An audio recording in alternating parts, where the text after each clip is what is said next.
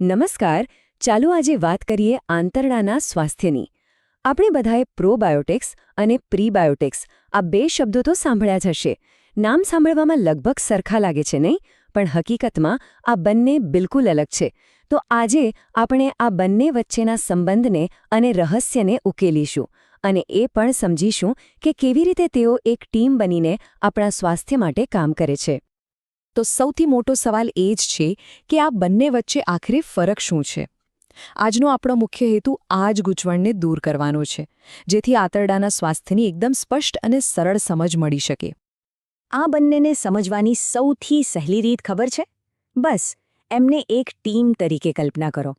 હા, એક sports team, જેમાં દરેકની ભૂમિકા નક્કી હોય છે અને એક વગર બીજાનું કામ અધૂરું રહી જાય છે.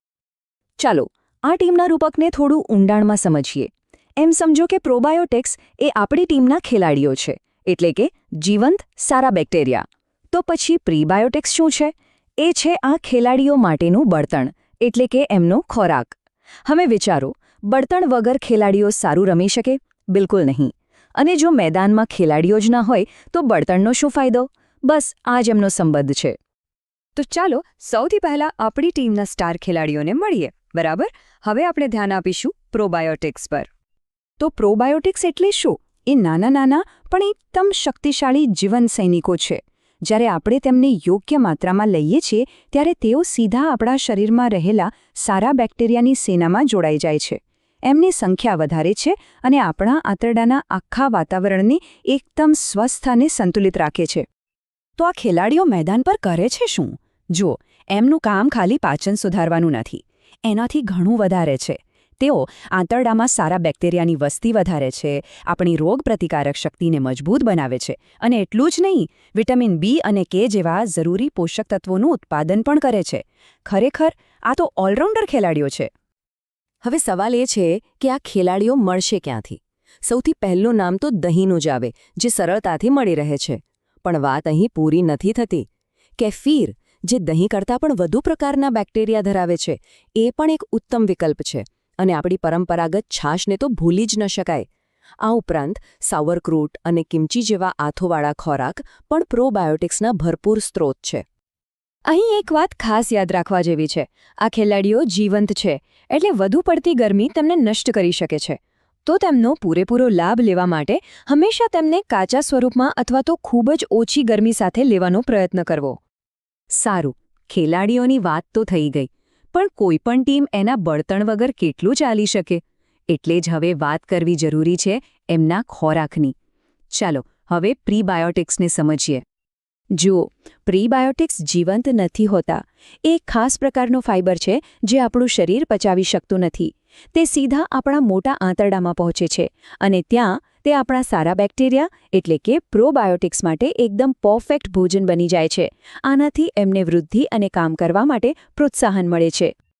અને સારી વાત શું છે ખબર છે? આ બળતણ શોધવા ક્યાંય દૂર જવાની જરૂર નથી. એ આપણને ડુંગળી, લસણ, કેળા, સફરજન અને ઓટ્સ જેવા રોજિંદા ખોરાકમાંથી જ મળી રહે છે. આ બધા પ્રીબાયોટિક્સના ખૂબ સારા સ્ત્રોત છે. તો જ્યારે ખેલાડીઓને એમનું મનપસંદ બળતણ મળે ત્યારે શું થાય? અહીંથી જ અસલી જાદુ શરૂ થાય છે. ચાલો જોઈએ કે આ ટીમવર્કના પરિણામો કેવા અદ્ભુત હોય છે.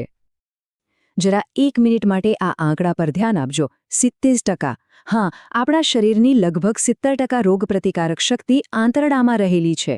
આનો સીધો મતલબ એ છે કે આપણું આંતરડું એ આપણા સ્વાસ્થ્યનું કમાન્ડ સેન્ટર છે અને એની સંભાળ રાખવી ખૂબ જ જરૂરી છે. જ્યારે આ ટીમ જીતે છે ત્યારે આપણને શું મળે છે? મોટી મોટી ટ્રોફીઓ. પાચનમાં સુધારો તો થાય જ છે, પણ સાથે સાથે રોગપ્રતિકારક શક્તિ મજબૂત બને છે અને માનસિક સ્વાસ્થ્ય પણ સુધરે છે. ખબર છે, આપણું આંતરડું અને મગજ સતત એકબીજા સાથે જોડાયેલા હોય છે, જેને ગટ બ્રેન એક્સેસ કહે છે. એટલે કે સ્વસ્થ આંતરડું સારા મૂડ માટે પણ એટલું જ જરૂરી છે. અરે હા, વિજ્ઞાનમાં આ શક્તિશાળી જોડી માટે એક મસ્ત શબ્દ પણ છે, સિમ્બાયોટિક્સ.